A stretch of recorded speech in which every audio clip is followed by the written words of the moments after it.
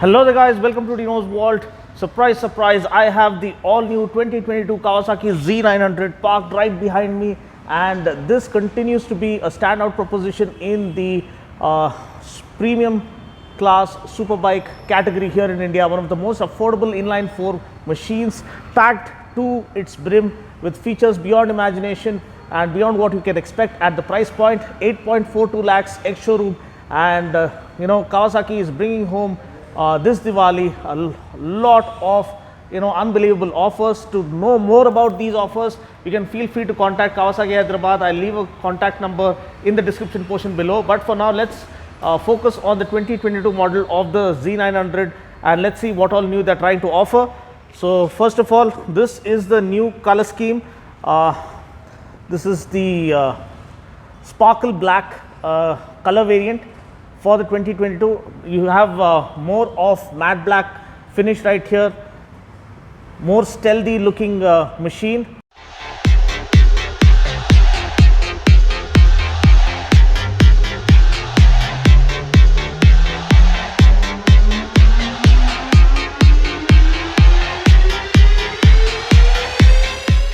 And you have the Sugomi design language coming alive right here, and sharper, sleeker, more muscular and better road presence. Right from the BS6 update, they have offered a more muscular looking Z, offering superb road presence and the underscoring the kind of animalistic DNA that defines this motorcycle. Now quickly running you through the changes. Now the motorcycle more or less remains the same as the BS6 variant. The specs, the features, the power figures, everything remains the same. The only update that it gets is the new matte black color scheme. You have the steel trellis frame now painted green. So you have the green venom running through the actual backbone of this machine, and then of course you have more of matte black accents on the front tank panel and the tank extensions and even the headlamp. And starting with the design, right from the moment it got this design overhaul in the year 2020, it started looking more menacing and started deriving its design cues from the ZH2. So it looks bigger, beefier and more muscular than ever before. You have the LED headlamps up front, and I choose to call this the saber tooth.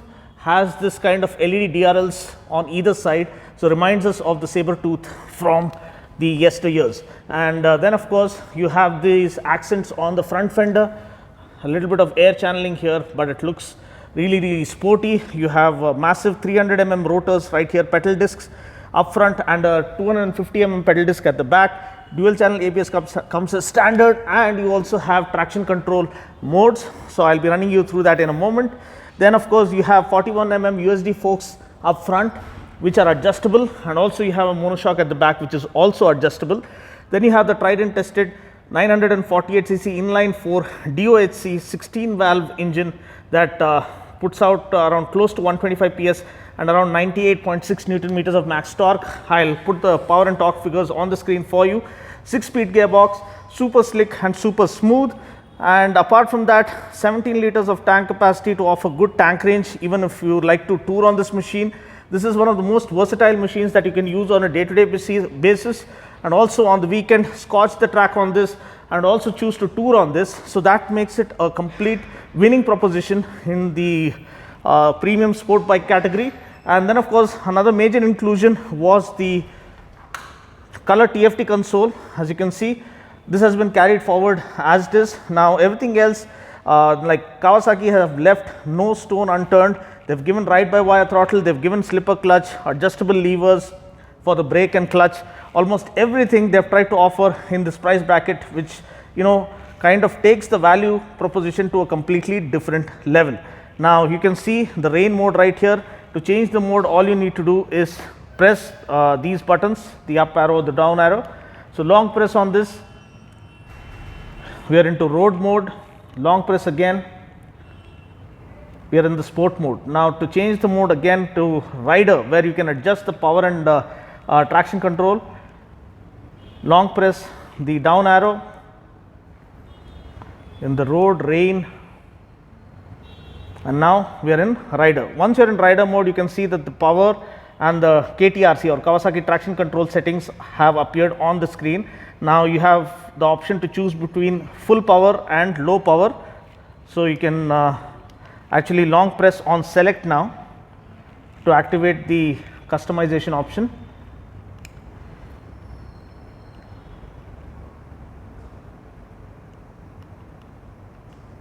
So here you see now you can select full power or low power, again press select, and then of course traction control you have 3 levels, you have 1, 2, 3, or you can also turn it off.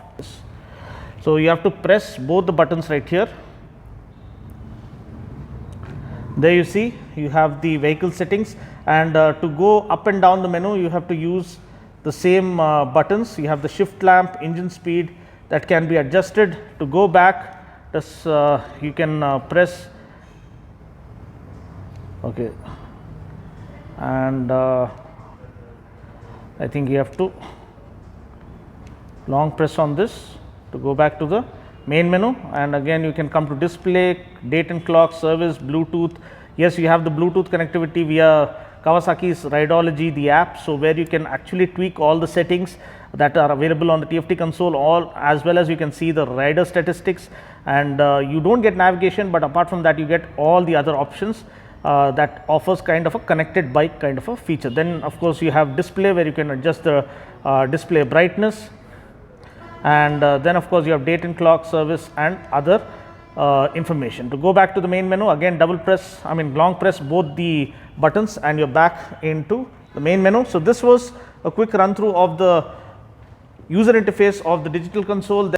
So then you also have the Dunlop Road Sport 2 tires, Dunlop Sport Max Road Sport 2 tires, which offer better road grip and better water channeling capabilities and better road grip even on wet surfaces. So this is a value addition that enhances the overall performance quotient of the machine and complements the kind of beastly character by offering superb road grip across different kind of road conditions. Then of course you have the steel trellis frame that offers rock solid stability, and perfectly complementing this is the swing arm and the monoshock. So together they offer superb agility and maneuverability and flickability even through city traffic. So the major advantage that the Z900 enjoys over the other motorcycles is the versatility, the versatile character that defines the machine. You can use it as a daily driver, you can use it, you can scorch the track and nail the apex with this. That's the kind of handling characteristics it has on offer. And then of course you can tour on this to your heart's content, because it comes with superb straight line stability and rock solid durability. So this was a quick overview of the 2022 model. Quickly just let me give you a complete walk around as to you can see as to how visually it looks. I love the kind of a Z pattern tail lamp, hallmark design element of the Z900. Then you have LED turn indicators as well. Then of course you have this short stubby exhaust, the massive 250 mm pedal disc at the back, Nissin calipers, and yeah, Kawasaki branding right there, and the engine casing looks rock solid. Mention of ABS right there, USD forks 41 mm upside down forks, and then you have the twin 300 mm pedal disc rotors. These pipes again look awesome. You have a little bit of protection on the sides, but if only they can offer a bash plate kind of a thing, maybe they are offering it as an add-on accessory.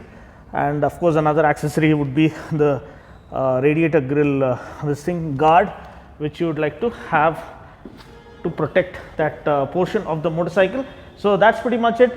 This concludes my quick fire feature of the 2022 Z900. If you like what you see and want to see more, please do hit the subscribe button. Stay tuned for more action right here at Dino's World. I'll catch you guys in the next video. Until then, take care, God bless, and ride safe.